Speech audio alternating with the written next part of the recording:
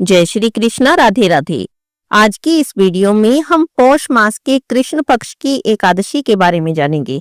हर महीने में 2 बार एकादशी का व्रत आता है, एक बार शुक्ल पक्ष में और एक बार कृष्ण पक्ष में। इस तरह से साल में 24 एकादशी आती हैं।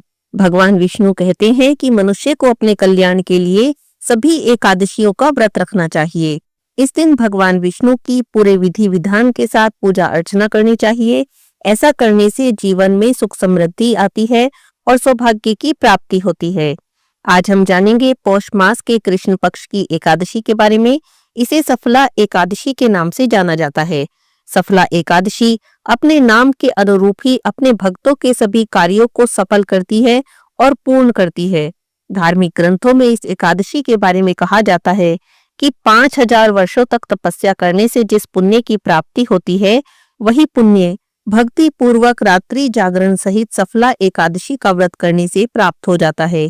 इस दिन मंदिर में और तुलसी जी में दीपदान करना चाहिए। ऐसा करने से सभी सुखों की प्राप्ति होती है। सफला एकादशी का व्रत करने से सभी दुख दूर हो जाते हैं और सभी मनोकामनाएं पूरी होती हैं। इस दिन जितना अधिक हो सके ओम नमो भगवते वासुदेवाय इस मंत्र का जाप करना चाहिए। भगवान विष्णु का पंचामृत से अभिषेक करना चाहिए। उन्हें पीले रंग के वस्त्र पहनाने चाहिए। गंध, पुष्प, धूप, दीप, नैवेद्य, फल, पान, नारियल आदि अर्पित करके भगवान विष्णु का पूजन करना चाहिए। एकादशी व्रत की कथा सुननी चाहिए और उसके बाद भगवान विष्णु की आरती करनी चाहिए। भगवान विष्णु को भोग लगाना चाहिए। इस दिन जब भी आप भगवान विष्णु को भोग लगाएं तो तुलसी दल जरूर रखें। एकादशी के दिन तुलसी दल नहीं तोड़े जाते हैं, इसीलिए दशमी तिथि में ही तुलसी के पत्ते तोड़कर रख लें। तुलसी के पत्ते एकादशी के दिन ना ही तोड़ते हैं और ना ही तुलसी जी में एकादशी के दिन जल अर्पित करते हैं। इसीलिए पहले ही दिन याद से आप दशमी तिथि में तुलसी के पत्ते तोड़कर रख लें। आप भगवान विष्णु की पूजा कर रहे हैं या भोग लगा रहे हैं तो आप उन पत्तों का प्रयोग कर सकते हैं।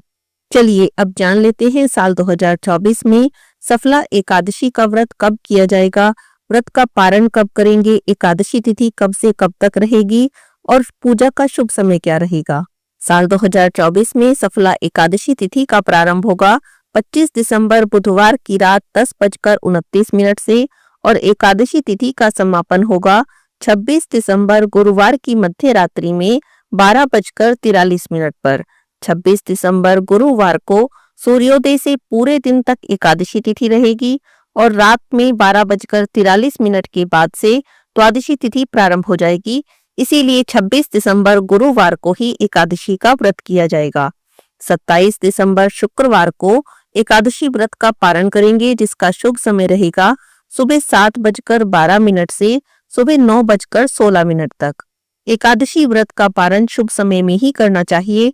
शुभ समय में और सही तरीके से एकादशी व्रत का पारण न करें तो एकादशी व्रत अपूर्ण रह जाता है और उसका कोई भी फल हमें प्राप्त नहीं होता है। चलिए अब जान लेते हैं एकादशी के दिन के शुभ समय के बारे में।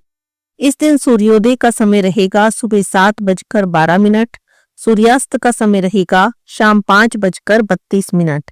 ब्रह्म मुहूर्त, जिसे पूजा पाठ के लिए शुभ माना जाता है, सुबह 5:23 से सुबह 6:17 तक रहेगा। दोपहर के समय 12:01 से 12:43 तक का बहुत ही शुभ समय है, अभिजीत मुहूर्त है और इस समय में आप कोई भी शुभ काम, कोई भी नया काम कर सकते हैं।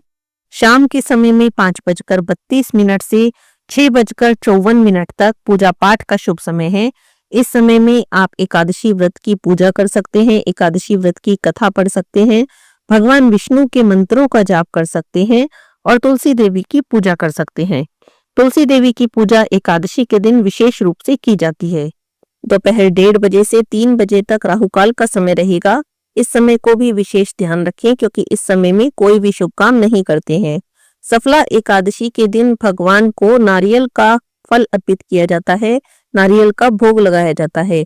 ऐसा करने से सभी मनोकामनाएं पूरी हो जाती हैं। आज की इस वीडियो में बस इतना ही।